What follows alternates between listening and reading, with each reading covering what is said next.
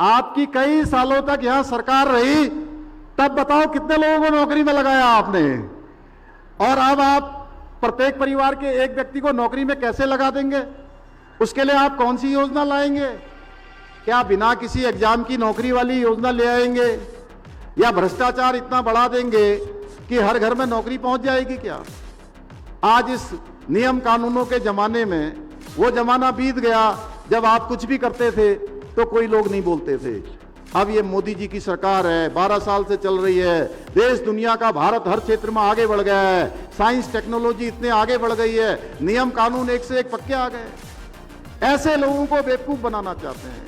इसलिए मैं कहना चाहता हूं कि ऐसे लोगों के ऐसे झूठी अफवाहें, झूठी बातें और ये चुनाव के समय मीठी मीठी बातें, इन बातों से हमारी बहनों को, उत्तराखंड के लोगों को जागरूक करना है।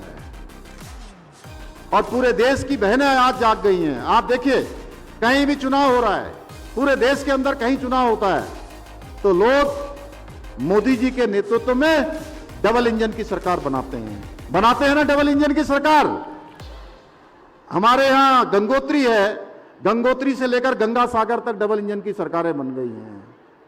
इसलिए हमारी बहनों को ऐसे लोगों से, जिन्होंने हमारे बच्चों के भविष्य को गर्त में डालने का काम किया, नकल माफियाओं का नकल तंत्र यहां पर हावी करवाया, भ्रष्टाचार को यहां पर गले गले तक पहुंचाया,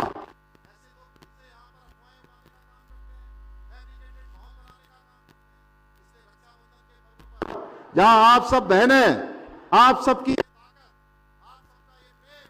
आप सबका एक पवित्र बंधन हम लोगों को काम करने के लिए ऊर्जा देता है। वहीं मैं आप सबसे यह भी कहना चाहता हूं कि इस रक्षाबंधन के पर्व पर हम सबको संकल्प लेकर जाना होगा कि एक एक झूठ, एक एक षड्यंत्र, एक एक इस प्रकार की बातें जो उत्तराखंड को पीछे ले जा सकती है, उसको करारा जवाब देने का काम इस रक्षा सूत्र के साथ हमारी बहनें एक संकल्प लेकर जाएंगी। गांव गांव, घर घर तक इस संकल्प को पहुंचाने का काम करेंगी। मैं इस अवसर पर आप सभी को एक बार फिर से बहुत आप सबको बधाई देते हुए, आप सबको बहुत शुभकामनाएं देते हुए कि हमारी सरकार ने महिला शक्ति के उत्थान के लिए, उनको आगे बढ़ाने के लिए अनेक काम किए हैं।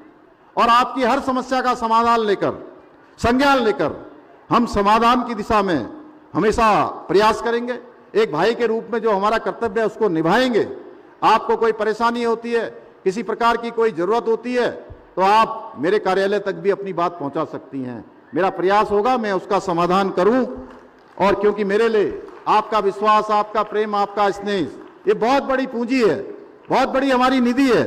और हम सबको मिलकर उत्तराखंड को देश का सर्वश्रेष्ठ राज्य बनाना है।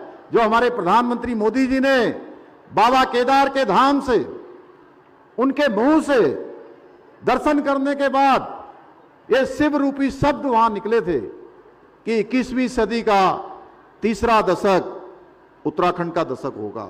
और मैं जब मैं किसी कार्यक्रम में जाता हूं और उस कार्यक्रम में इतनी बड़ी संख्या में आप सबको देखता हूं, तो प्रधानमंत्री जी के मुंह से निकले हुए वो शब्द मुझे यथार्थ होते हुए दिखाई देते हैं कि उत्तराखंड को इन 10 सालों में हिंदुस्तान के अग्रिम पंक्ति के राज्यों में ले जाने में सबसे बड़ी इस यात्रा का कोई यात्री बनने वाला है तो वो सब मेरी बहनें बनने वाली है, मातृशक्ति बनने वाली है।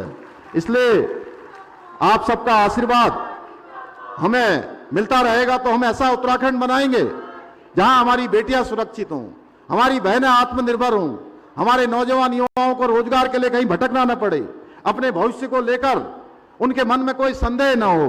मुझे पूरा विश्वास है आपके आशीर्वाद से हमारा ये विकल्प रही संकल्प निश्चित रूप से अपनी सिद्धि को प्राप्त करेगा।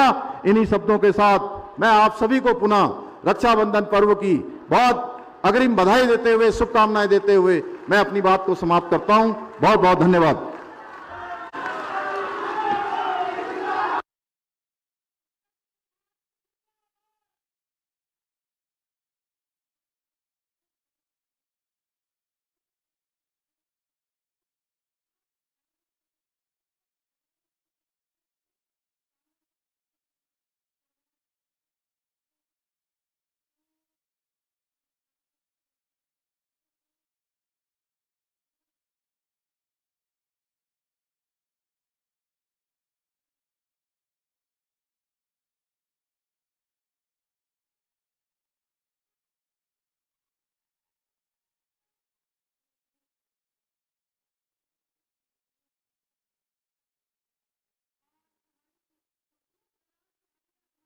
मेरा जो महिला आयोग की अध्यक्षा श्रीमती विजया राहटकर जी से अनुरोध करती हूँ, अपने दोनों भाइयों को राखी बांध करके इस पर्व को पूरा करेंगे। धन्यवाद।